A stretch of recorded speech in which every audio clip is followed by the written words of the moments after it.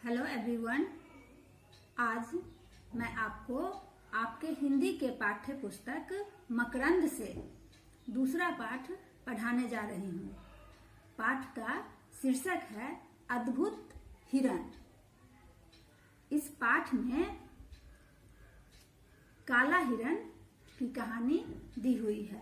बच्चों, सबसे पहले मैं काला हिरण के बारे में कुछ जानकारी दे रही हूँ। बच्चों, काला हिरण बहुसिंघा प्रजाति की इकलौती जीवित जाति है। काला हिरण, जिसे भारतीय मृग के रूप में भी जाना जाता है। बच्चों, यह भारत के अलावे नेपाल और पाकिस्तान में भी पाया जाता है।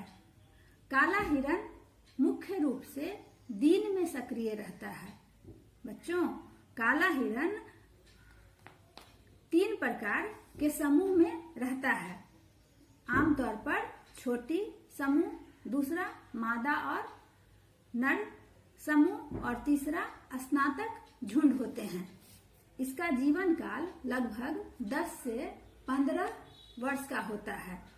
बच्चों, भारत में वनों की अंधाधुंध कटाई होते रहने के कारण और शिकार होते रहने के कारण यह अब लुप्त होने के कगार पर है। इसीलिए 1972 के वन्य जीव संरक्षण अधिनियम के अनुसूची 1 के तहत काला हिरण का शिकार निषिद्ध माना गया है। जो भी काला हिरण का शिकार करेगा उसे दंडनीय अपराध माना जाता है। बच्चों, काला हिरण का हिंदू धर्म में बहुत ही महत्व है। अब आओ हम आपके पाठ्य से इस कहानी को विस्तार से जानते हैं। बच्चों, बहुत समय पहले की बात है। गंगा की तराई में एक घना जंगल था। जंगल के बीचों बीच एक नदी बहती थी। जंगल में हिरणों की संख्या बहुत अधिक थी। हिरणों के साथ कई हिंसक का मतलब होता है खूंखार और घातक। हिरणों के साथ साथ कई खूंखार और घातक जानवर भी वहां रहते थे। वे हिरणों के लिए खतरा थे। दोपहर में जब भी सभी जीव हिंसक जानवर आराम करते रहते थे, तब हिरणों का झुंड उस नदी पर पानी पीने आता था, क्योंकि यह समय बहुत ही सुरक्षित होता था उन हिरणों के लिए। वैसे तो इन जंगलों में हिरणों के कई झुंड थे, परंतु बच्चों, हिरणों का एक ऐसा झुंड था जिसका सरदार काला हिरण था। काला हिरण दूसरे हिरणों से ज्यादा तेज दौड़ सकता था। झुंड को अपने सरदार पर पूरा विश्वास था। वह काला हिरण जितना बुद्धिमान था, उतना ही सरल और सीधे स्वभाव का था। वह अपने कर्तव्य का पालन भी जी जान से करता था। बच्चों, काला हिरण देखने में अद्भुत लगता था। काला हिरण देखने में अनोखा लगता था। उसकी चमकीली लाल लाल आंखों को देखकर बहुत से जानवर डर जाते थे। बच्चों, एक दिन की बात है। जंगल में शिकारियों का एक समूह शिकार खेलने आया। काफी खोजने के बाद भी उसके हाथ कोई शिकार नहीं लगा। दोपहर का समय था, सूरज तप रहा था। प्यास के मारे सभी का बुरा हाल था। शिकारी पानी की खोज में इधर उधर भटकने लगे। तभी उन्हें नदी दिखाई दी। शिकारियों ने जी भरकर पानी पिया और वहीं पेड़ के नीचे विश्राम करने लगे, वहीं पेड़ के नीचे आराम करने लगे। अभी उन शिकारियों की ठीक से आंख भी नहीं लगी थी कि कुछ आवाजें आने लगी। आवाजें सुनकर सभी सावधान हो गए। ये आवाजें हिरणों की झुंड की थी जो पानी पीने आया था। इस समय भी काला हिरन सभी हिरणों का नेतृत्व कर रहा था, सभी हिरणों का संचालन कर रहा था। हिरणों ने शिकारियों को देख लिया, इसलिए शिकारियों के बंदूक की ओर हाथ बढ़ाने से पहले ही हिरणों का झुंड बड़ी बड़ी झाड़ियों के पीछे छुप गया, गायब हो गया। अब शिकारियों ने हिरणों का पीछा किया, पर सभी हिरन छिपे हुए थे और शिकारियों ने समझा कि वे भाग गए।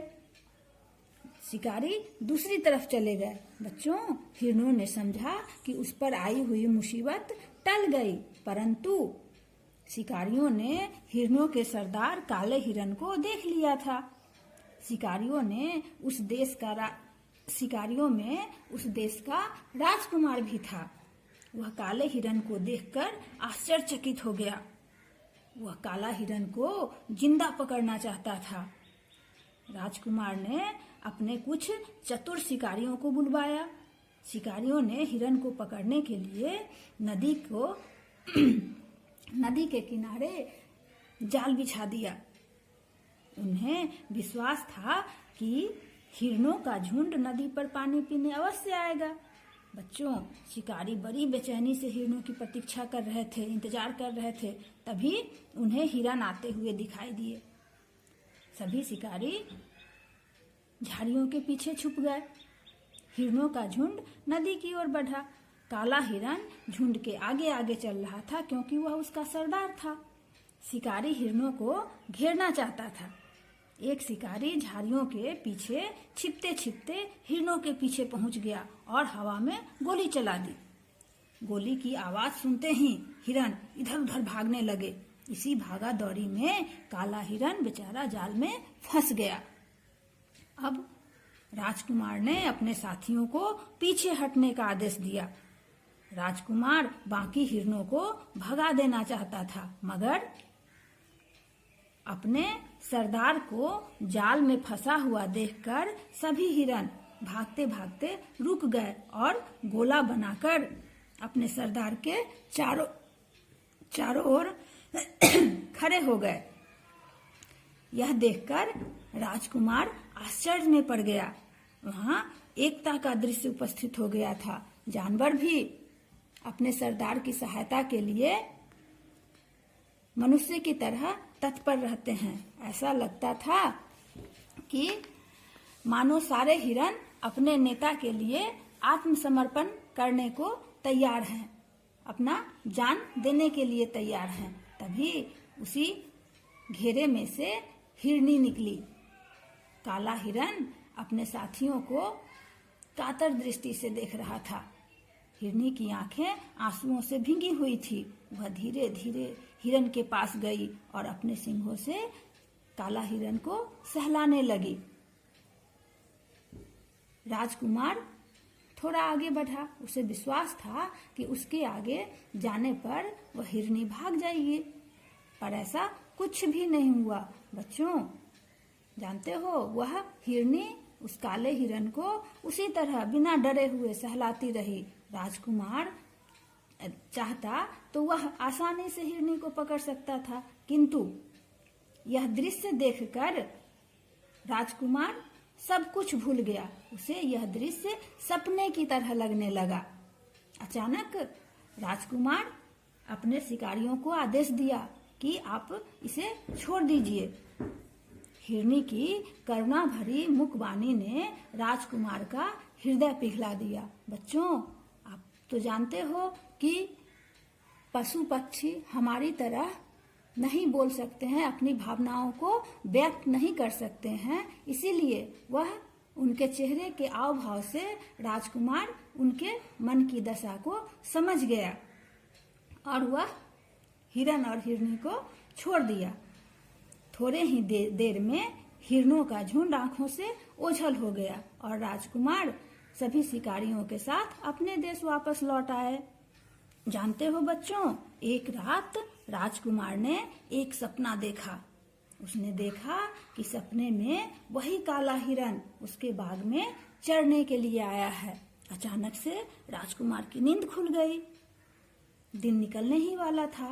राजकुमार ने अपने घर की खिड़की खोलकर बगीचे की ओर देखा। सचमुच काला हिरन अपनी हिरनी के साथ खड़ा था।